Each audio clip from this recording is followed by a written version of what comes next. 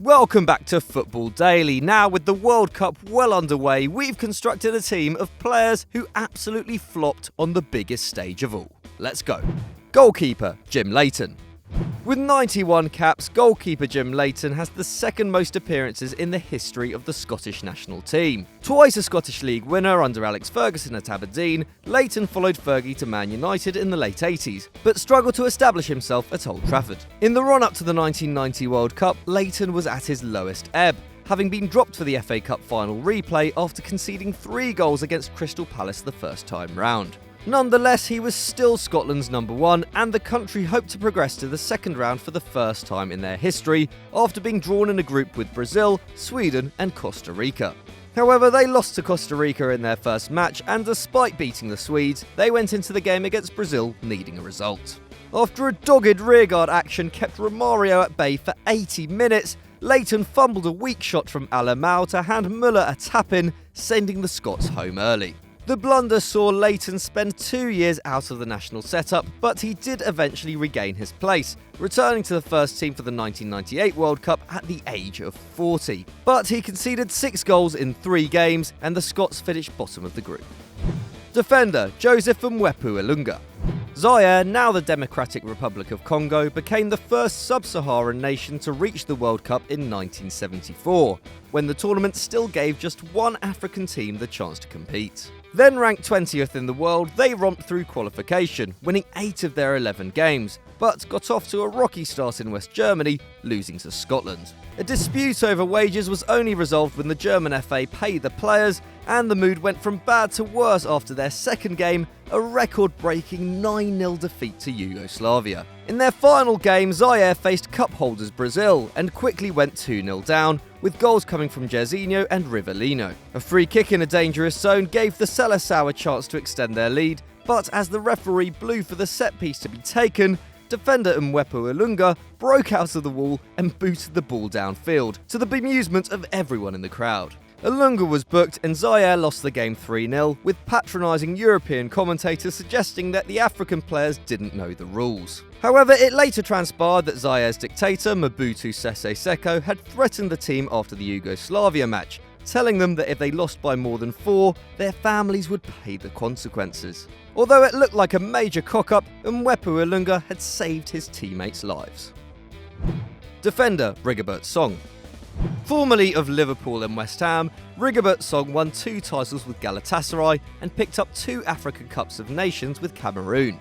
The defender and uncle of former Barcelona midfielder Alex Song had a 17-year career with the indomitable Lions, becoming the country's most capped player with 137 appearances.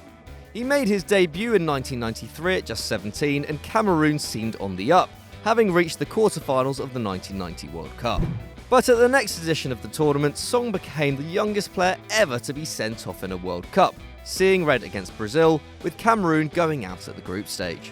And 4 years later, Song became the first man to be sent off twice at World Cups when he was dismissed against Chile, an achievement since matched by Zinedine Zidane. Song's poor discipline cost his nation, because despite qualifying for 4 out of 5 World Cups with the defender in the team, they never got out the group, losing 7 of their 12 games and winning just 1.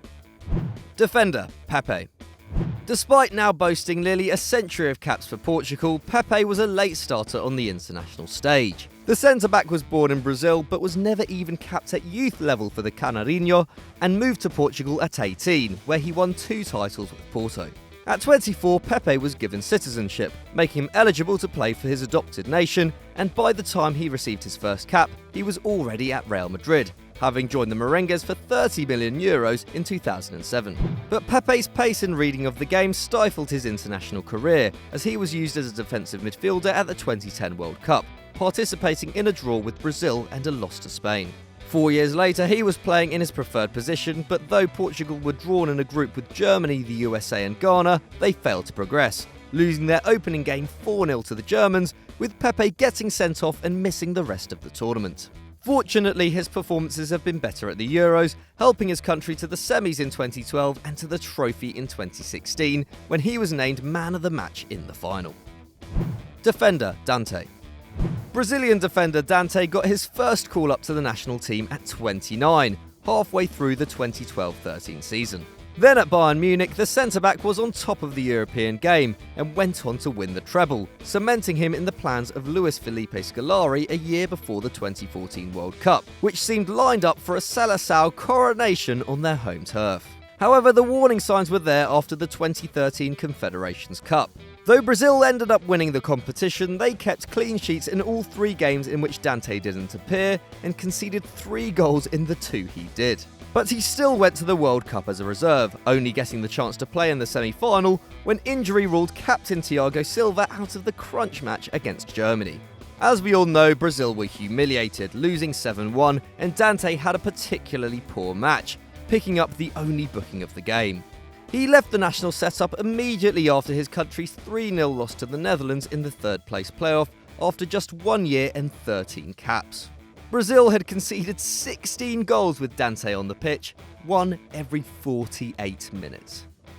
Midfielder Kevin Prince Boateng. Want more football news from here, there and everywhere around the globe? Why not click the I button up there right now and get over to Football Mundial, where Zach Jalab, aka Gammon Head, and Mr. Bean Michael McCubbin talk a load of nonsense about football stories you probably haven't heard. Eintracht Frankfurt midfielder Kevin Prince Boateng has had a strange career at international level. Born in Germany, Boateng represented Die Mannschaft as a junior player, alongside his brother Jerome, but when the senior team refused to hand him a call-up, he obtained a Ghanaian passport through his father, and at 23, travelled to the 2010 World Cup with the Black Stars. Despite a brilliant revenge goal against Germany and a run to the quarter-finals, Boateng retired from international football just a year later, after a grand total of 17 months and 9 caps, claiming that travel to and from Africa was affecting his fitness. He sat out 2 years of international football, only returning to the fold in 2013, just in time for the next World Cup. However, Boateng quickly became a liability in the Ghanaian camp, insulting coach Kwesi Appiah after he was left on the bench against the USA and subbed off against Germany. The FA sent him home along with his best friend Suleiman Tari, and the Black Stars finished bottom of their group. He has since retired for a second time with a record of 2 goals in 15 matches. Midfielder Ruud Gullit. One of the greatest players the Netherlands ever produced, Ruud Gullit won 6 titles and 2 European Cups at club level, but was never able to replicate that success with his country. Making his international debut in 1981, Gullit was part of an Oranje outfit which failed to qualify for the 1982 and 1986 tournaments, having reached the final in both of the previous 2. But when World Cup 1990 rolled around, the Dutch were a very different proposition. They travelled to Italy as the reigning European champions, with Gullit having captained the team and scored in the final, and his club teammates Frank Rijkaard and Marco van Basten adding star quality. But though he was still just 28, Gullit had recurrent knee injuries, and in the 1989-90 season, he had played just 3 games for Milan, one of them the European Cup final. The Netherlands scraped out of their group, finishing behind England and Ireland and only getting a place in the second round as one of the best third-place teams. There they lost 2-1 to West Germany, a game best remembered for Frank Rijkaard spitting in Rudi Völlers' hair, and by the next tournament in 1994, Gullit had fallen out with coach De Advocaat, walking out of the Dutch training camp and never earning another cap. Midfielder Sandro Mazzola. An attacking midfielder, Sandro Mazzola won 4 Scudetti and 2 European Cups with Inter Milan in the 60s and 70s, and helped Italy win Euro 1968, bringing the nation their first trophy since the 1938 World Cup. But on the world stage, Mazzola struggled to deliver to quite as high a level. At his first World Cup in 1966, the Interman was a key player in an Italy side which exited at the group stage, losing to the Soviet Union and North Korea and heading home in disgrace. In 1970, the Azzurri went all the way to the final, but it was felt that Mazzola couldn't play alongside fellow attacker Gianni Rivera.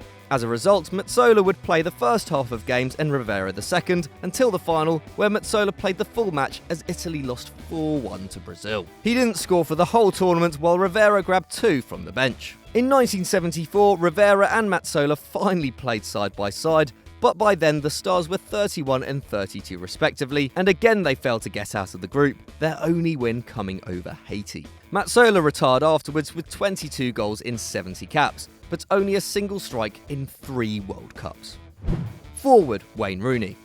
A man with as many red cards at the World Cup as goals, Wayne Rooney has scored every 2.2 matches during his international career, But when it comes to the game's most prestigious competition, he's only managed to net once in 11 appearances, giving him fewer World Cup strikes than Lilian Thuram and Mats Hummels. Now a veteran of 3 tournaments, Rooney went to his first in 2006 at the age of 21, coming off the back of a stellar Euro 2004 when he hit 4 goals in 4 games. However, injuries prevented him from making an impact, and his second cup was no better, earning criticism from the press after he complained about fans booing the Three Lions while leaving the pitch, following a miserable 0-0 draw with Algeria. Rooney finally got his goal in Brazil in 2014 in a 2-1 loss to Uruguay, but he won just 3 of his 11 matches as the team's performances got progressively worse, making the quarters, then the second round, then going out at the group stage. The Man United legend has undeniably been a great servant for his country, but perhaps it's just as well that his time leading England's line is over.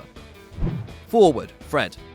Brazil's number 9 shirt has a legendary history, having been worn by icons like Tostão and Ronaldo. Now on Gabriel Jesus' back, the 9 is finally back in safe hands, after spending the 2014 World Cup on Fred, a then 31-year-old striker who won 5 titles with Fluminense and Lyon, as well as the Copa America with the Seleção in 2007. Fred had already scored at the World Cup, netting in 2006 against Australia, and he started well on home turf, winning a penalty in Brazil's opener against Croatia on the way to a 3-1 victory before scoring against Cameroon. But quickly it became clear that Fred was out of place alongside Willian and Neymar, managing a paltry 5 shots on target in his 6 appearances at the tournament.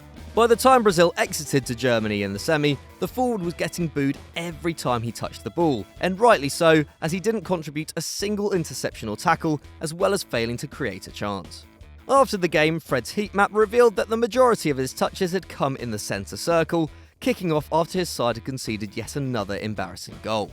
The veteran eventually put himself out of his misery, announcing his international retirement after Brazil lost 3-0 to the Netherlands in the 3rd place playoff. A fitting end to an inexplicably long career with his country. Forward, Sergio Aguero. The 2018 World Cup will be Sergio Aguero's 3rd, but the Argentinian may not be feeling optimistic. Before Russia, he'd previously made 8 appearances at the tournament, but had never scored, despite the Albiceleste's run to the final in 2014. The Man City man had scored 28 in 34 in the run-up to the tournament in Brazil, but after starting all 3 games at the group stage, the recurrence of a thigh injury limited his involvement in the knockouts. He was able to return for the semi, scoring a penalty in the shootout win over the Netherlands, but in the final was left on the bench in favour of Ezequiel Lavezzi. Aguero ended 2014 having scored just 2 goals in 10 appearances for his country, before embarking on his best ever year on international duty, hitting 10 in 10 to take Argentina to the Copa America final, where he unfortunately fluffed a great chance to win the game. Annoyingly, Aguero's preparation for the 2018 edition has once again been disrupted by poor fitness, sitting out 2 months with a knee injury before the tournament. He may have finally broken his duck with a goal against Iceland, but at the age of 30, and with a bitter dispute with manager Sampaoli threatening to keep him out of the team, Aguero's last chance to shine on the international stage may have left him.